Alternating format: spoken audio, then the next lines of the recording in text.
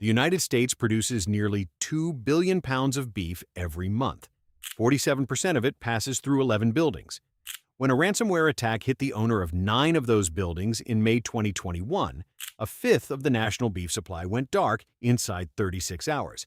That single event made visible what the system had always been, a choke point disguised as an industry.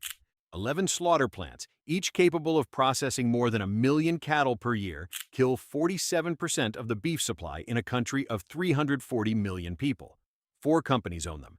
They cluster within a 300-mile radius across Nebraska, Kansas, Texas, and a Colorado outpost. A facility in Holcomb, Kansas, slaughters 6,000 cattle a day. These are not slaughterhouses in the old sense. They are industrial assembly lines designed around the geometry of beef, optimized over a century of consolidation.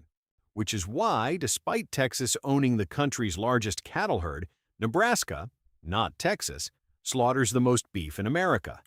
Where cattle are raised and where they're processed are not the same map. When one of 4 companies operating in 3 states goes offline, a fifth of the national supply goes with it. The choke point is the system's strength, what makes American beef cheap, consistent, and available year-round. It is also its single most fragile point.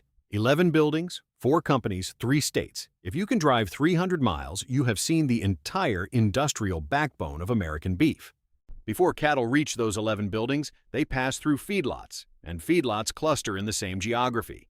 3 states, Nebraska, Texas, and Kansas, hold 57% of all cattle on feed in the United States. There is a physical reason. Cattle eat corn. Corn is cheapest near where it grows. Feedlots emerged where the high plains met the Corn Belt. A drought in Iowa is a beef story 18 months later. But cattle aren't born there. They're trucked in at around 500 pounds after weaning from ranches scattered across the country. The United States holds 27.6 million beef cows. Texas alone runs 4 million, more than the next 2 states combined. But unlike feedlots and packing plants, the cow-calf side stays diffuse. 2 broad regions, a southern crescent through Florida, Tennessee, Kentucky, and Missouri, and a northern plains belt from Texas up through Montana. Roughly 730,000 separate ranching operations. The median ranch holds fewer than 50 cows. A calf born in a Tennessee pasture in spring will be in a Kansas feedlot by fall and a Holcomb plant by the following winter.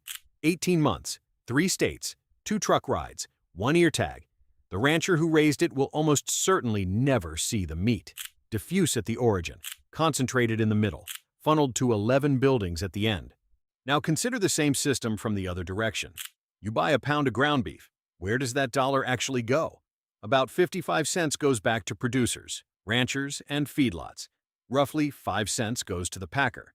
The other 40 pays for trucking, cold storage, distribution, retail markup, marketing. But that producer share is unusually high right now. Historically, it was 40 to 50%. Today, it's 55.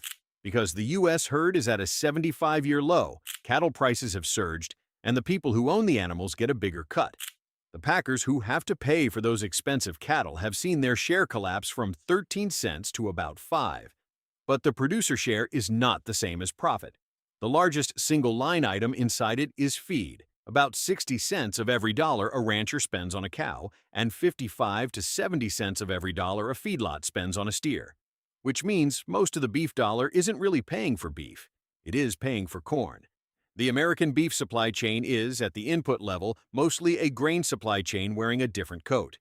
The 11-plant funnel only accounts for about 60% of the beef Americans actually eat. The other 40% comes from 2 streams the headline geography misses. The first is imports.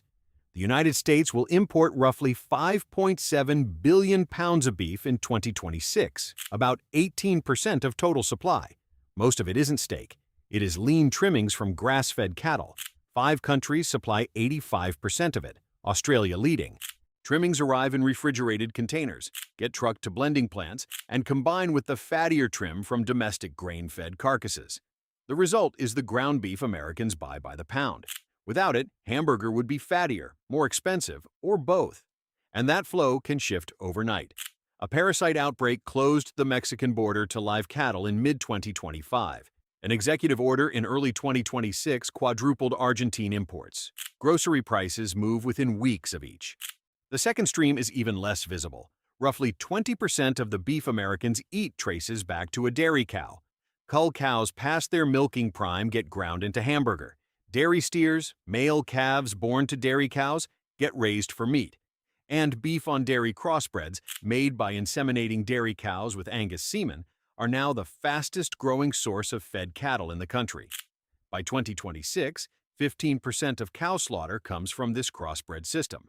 The dairy industry is, quietly, the second largest beef supplier in America. American beef looks like Texas pastures. It functions like a supply chain, concentrated at the throat, diffuse at the ends.